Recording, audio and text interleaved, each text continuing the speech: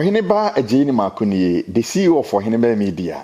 Kane no sebe mane mabusuafo ne madofo e wo Ghana. Aje sebe di fo bi so anami ko sikakrabia na mahwa ko di line so. Sese de tap send ya ba amesika mane am de ko Ghana no ayemra ama me pa. Sese am yo Europe yi, sembe se me send sika ko madofo wo Ghana. Eno an se mafa me bo afon yi. Ma download tap send app no me telephone so. De mi hia ni onipa kra me send sika na koma no. Ni mobile money account. Senso bank na mpese me de fa. Eno an ne bank account pe. Simaka krebi na ne nsa kan sika no yi na de fast na de mo Ohineba magia tum kra ne se Europe ha na wo a ubetimi asend sika ko Ghana afana ba bia akoma abusuafo afei untua commission bia wom obo sika ho ba ma Ohineba ne mabusua de eye tap send ya na de send sika ko Ghana abrebia onua sa wonso pese wo de tap send ne bi send sika wo download application e dia hyene nso se eduru bia bi obebusa se u promo code eno ane se odi medin ahye ho Ohineba keke no obema £5 ana €5 aka sika ho ode chewo kwa menuanom Ghana fo am Europe samo send sika akoma ma de hye wo Ghana afana ba bia eno ane tap send papa no Abusuafo baabi a obia mechia no media ne ase ne piesie Ohineba Ejeni Maku tie Ohineba Media e wo Facebook live e na YouTube no so ya Ohineba Media. Na abusuafo me wo ha na ensem bi a trend wo social media so efa osofo a ye frɛ no Darkwold Mills ya woda eye Lighthouse Chapel ano. Ensensem e wabedi na santefo ensem anam de ho nkyirimu kakra ene ensem asisie ebremo. Na Sesia no samo behya ne nso a enora asantefo mabunu ema wo homene so ni nyina ye ifiri bra tape ni beto dwa ya osofo yi wo so pasantehene kekade ne bo so asem kire no yem se asantefo dodo no abo afu yi sanse entwa yie ensem fata na yese aboa no ware ya entwa suo ti asantefo emabunu keka ho se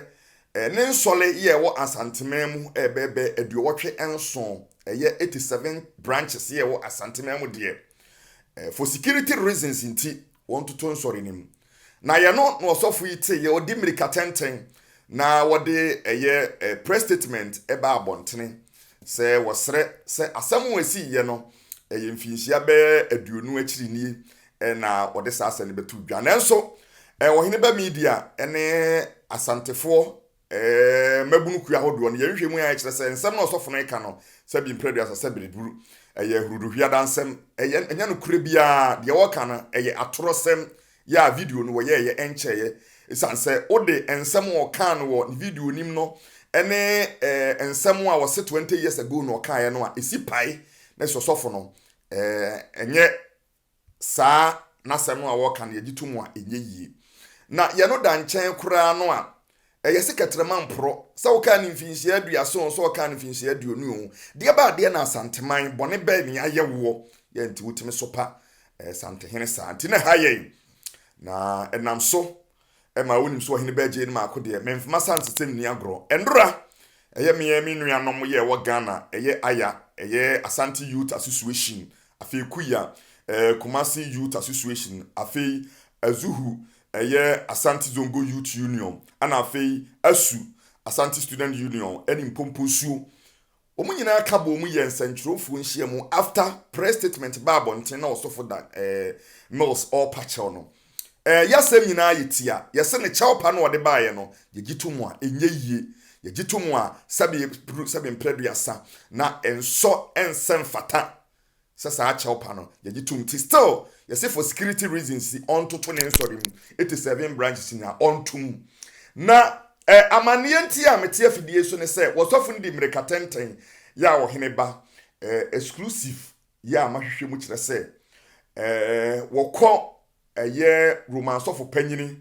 Archbishop Kwesi Ponho di dwato akosine so na afi osako mampanyini kofo nso na so na odi dwato akosine so se Nyankopon ya adom efiada ebei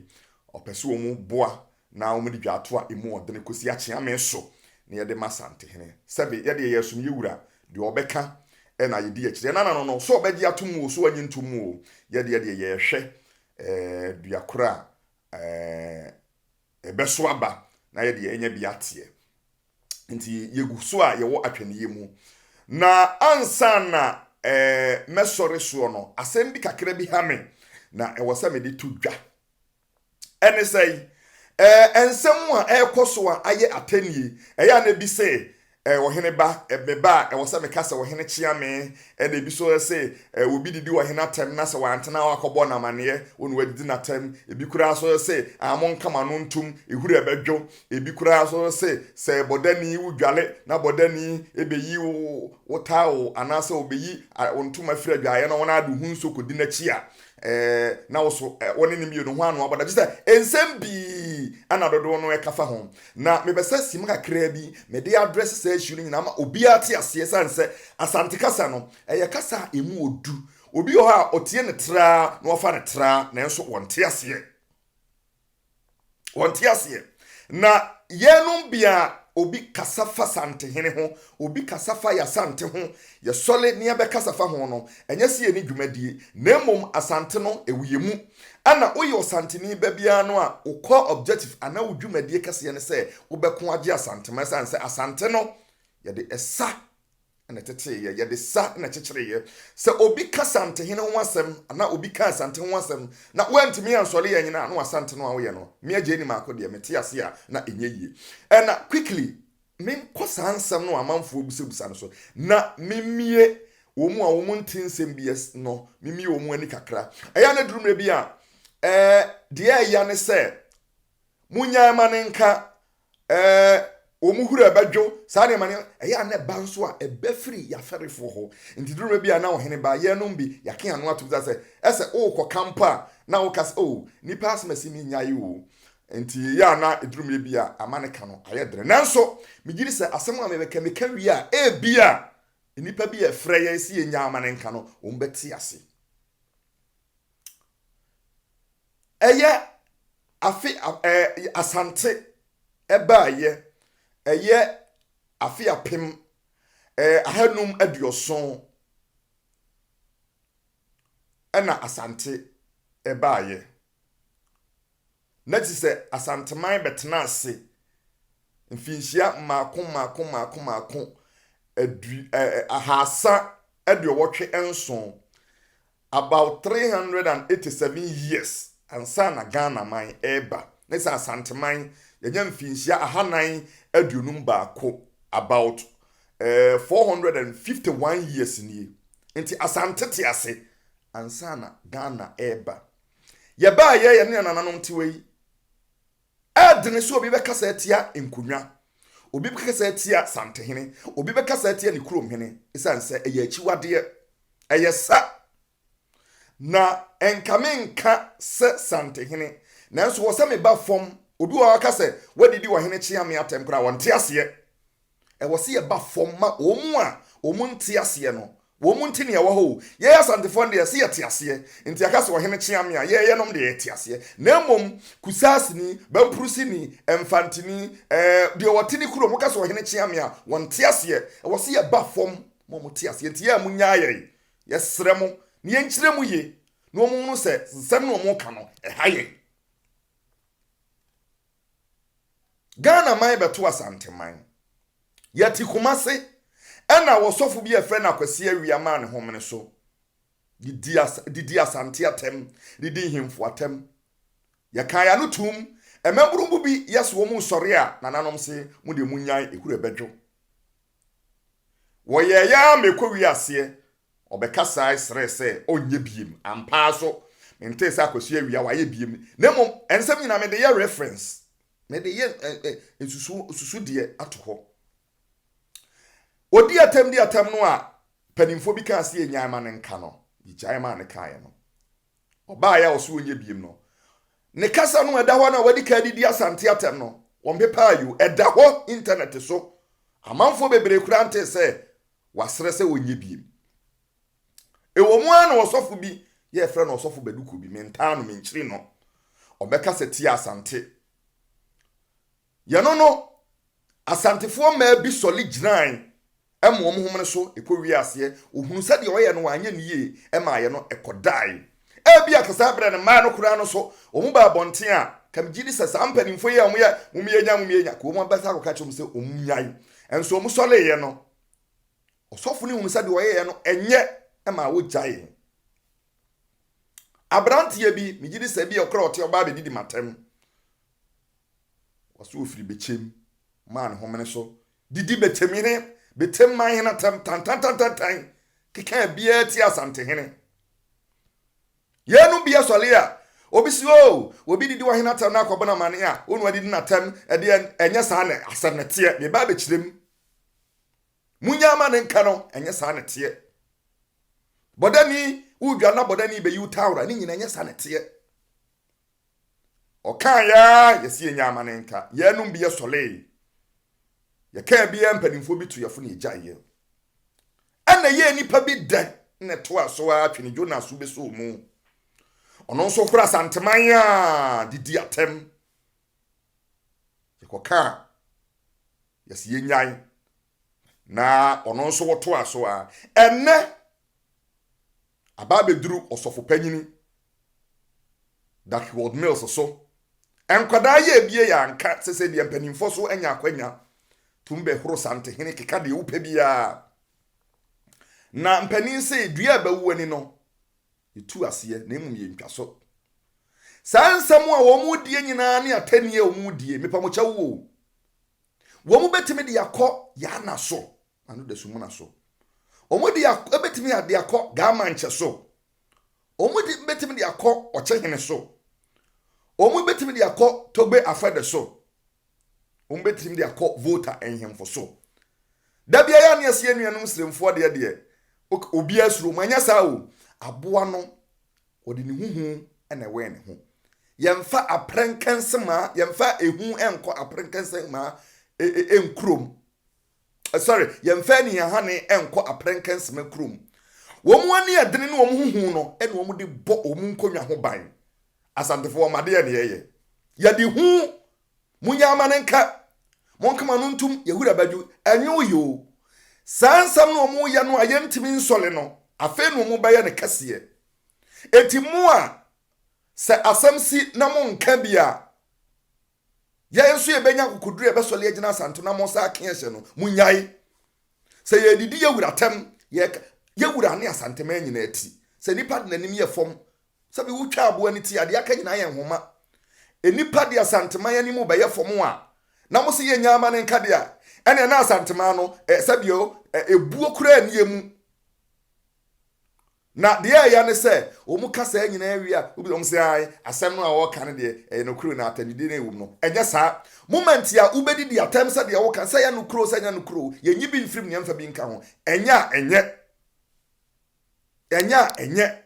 enti atanie no a o mu didi a asantefo ma yake nsa agu ye damre famu a enipa mienu miensa bia ya sole a yesi ye den wo mu de besia ni a enipa bi so firi se ye kura ne ye create problem no e ka mate ase se ye nyaya asante emma nipa bi make enhye ye ko agi asante man samontimi nhye nkunan na mo motivate ai na mo bebu ya bamu a ene da bi o mbedi asante hinatem enso mo tena fia no man mo se eye mo ya enya atwom enya saa na de kyekira asante man matese bi no mo se so obi didi wo henatem na wo be ka kire no a kire se wo no wadidi natem enya no kore na saa sante kasa no menya bra be kire mu bi ye no ye frɛ no kasakoa mu so obi didi wo henatem na be ka kire no a wo a be ka asem no unya amane enya no kore enya amane ye unya amane bia ye frɛ no kasakoa na mesi menya bere no ma be kire kasa eye kasa emu do na unya santini a mahu se bebre taaka unte ase yie hwe atanie ewo asante kasem usai atanie wo bi so a etese de wodi etuo ene atubena abani pakro eyesa ena kane no ye kyekere hwe asanteman ye ko akon bebre sa akon no a ye ko ye no ebi ho a eye atanie free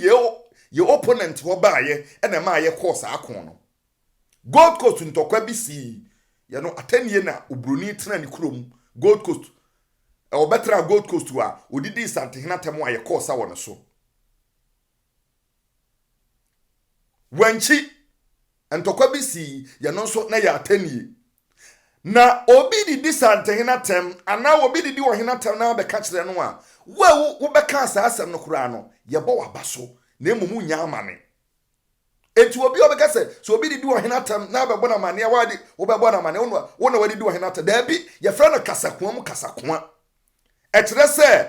entwe mu obi didi wo hena tem na wo mebo wo hena na mane wo se wo sa nipa kro no wodi kai swai esa udi kai soli kureti ya usa nipa kro no enti moment ya wo be mu obi kwaya mu odidi otumfu atem ana santehena tem no wo be bo santehena mane no na kire se wo no kura no wo no wa go nsam ama odi pa kro wanya tumi abedidi otumfu atem enti wo no ene wanya amane na kire se wo wantimi anyo wasantesem ankire nipa kro ye friend kasakoa enya me a obi didi otumfu atem a masoli a me kotia wo nipa kro no me ne menya amane da bi eya santikasa na ehimfu bebre kura ntiase empanimfu bebre ntiase fa no kasakoa na chi se uye santini ba uye obi a uye dehye na woni mamamra so obi didi santehena tamo a wudi kai sole esa tia woni pakro so na eje won nsam a no abebu yewura mane na so obetimi woni pakro de asie ni a ene ne mfansie ni sanse asante ye de sa ekon na chichire asante man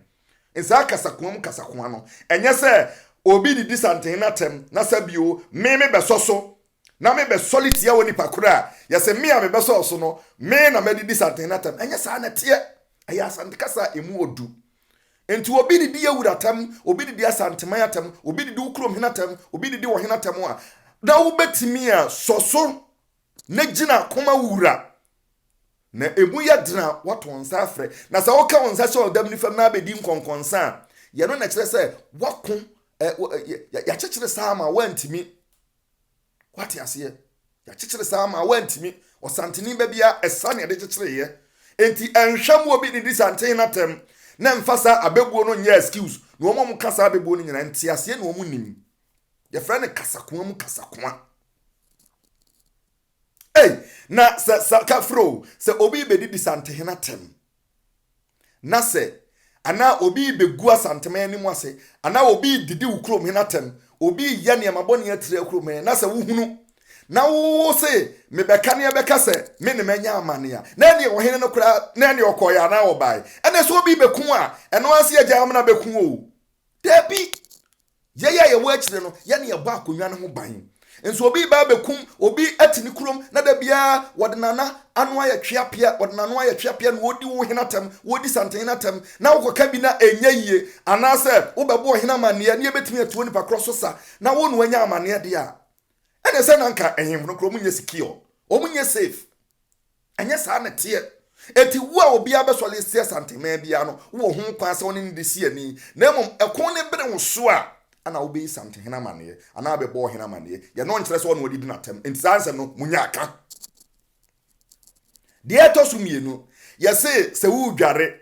na se bolani be yiwo wo ntoma na se won so wo kodi na chi bia na kyere wo so abodam ente sa asem no nso ne kanie se wo dware na se bodani obeyi wo ntoma na wo ntoma no wo koje wade a e de kata wo ho a unya mfunsuo bia ekire se wo abadam because wo be ya hwehan na wo be fa wo ntoma na wo de yi agongon wani so na wo de wo ho saa be pie akwa abontene ana akwa wo dem na wo de wo ho adagya be ko na amanfo obi a wonim se bodani abayi wo ntoma wono so hu ade na obedwuna fa ho na mmom se wotimi ko agye wo ntoma afri bodani ne ho a na wo de ntoma ne kata wo ho a obi a wo ba biem no wo hunu adagyam enye se bodani ni beyi wo ntoma na se went utimi koje wo ntoma enfunso bia anim enkyere se wabadam na mom obeyi wo ntoma na wo ye hwehan ma wo de ntoma ne ko na wo de ho saa pie free utabe wadwa ya de ikowura wo dan mu a yanumom ena nipa a onnim se bodani abefa wo ntoma no ono obadwene bibi bone ana obadwene sese bio bibi afa wo ho na se bodani abeyi me ntoma mi dwaro abayi me ntoma na matimi ede nkogene agye me ntoma afiri ne nsam a ekire sa me madwene mu da ho ya me ntimi ma obi a sabe nadwene ni fie onya ade bi entra manigye so enti sa bodani no sɛ obeyi wo ntoma na wotimi sɔre de nkodene egye wo ntoma a o mo dam sa abebuo no amubu amudi bu mabu natam ya hwɛ ha ya ne obia mana no so a na odi bedi sante henatem no amamuo no aye bu no Ghana no eya amamuo no dodo no aye de ama ban ukọ ballot paper so na ukoto aba sante hene ni tiri na so sante hene nya ni tiri na da so etimoma na so monto no na ye mabunu no ayasore se ebeko agye asantema mu nhye ye nkunan na ye nko anyi asantema nsi ho mamumu ya bem eti nananom bi ene mpanimfo bi amakama no atum munyai ebadwo enyu yo afina amanfo amu se ho emre kane no saa niama we ensi obi didi sante hene asamalanka yesa ye frɛ na esa ko asai kun ada yanko kun bebre ewa santema mu eye atanie ene ye kyekere sa ye kokokon enti obi didi asante hene atamo a eye sa first no kura dia ka woni bakro wodu tiri beto hwɛ abakosemu kyerɛ sɛ nipa bebre abedi di sante hene atem abedi di hemfo atem a omudi omutiri etoye eye de na nkomo mbeyi asutiri no because obi na tebeka na hemfie wote sɛ what is yakum obi da what is obi adidi o hene atem ama obi abeka me akye na kunu da da bi wa wudidi atem no wo na wutiri eto ensa asam no ayeka no samuntimi nhye ye nkuna ya ye ebeko no mo me yenko mo a mo se mo de mo nka hwe no mo mfa entra hodin de mo mamumu ya bem mo nhye ye nkunan na mom mo mompa ye ntaye no bi achi ewo hunhum ne honam mu saa bambuo na mu buo ne de ebu ye mu bebre no ya bem sabio sabe asante no ya da ho no Ghana babeto no ye ntwai mu obi a mfa sante hene animu nya fom eti wa obesole bia no efiri na akura de besi me agye ni mako me se ka me peso akura me bewuram na ntokwa no ye de asi ani ya mani pa bi mfie ni mu enye fom so ye santeni ba keka ho emu obi a mfa santeman ya ni mu nya fom ye ntua tasema sante hene de wa ye no so hene bia anya bi o Ghana eti mu nyai se mu di asante hene atem me pese me kasa bibiri bo sofo dakol hwa mills ya so hwa ni pasem papa foforo be ka kire ye na ye wura itire so da ye ebia wonti na so pem na wasam na aka de wo letter no kura ye yatitim ye ntihwe osofo ko sisapon ene wo mampanyini kofo so ade akofa no wankasa no bebun kotodwe na kanya nsasem kire asanteman yesa ade a esa no a yeso ayi wasole no so wasole no umpo ye betutum abusuya me kasa ache bia asembesi mo ma memfansi a makramo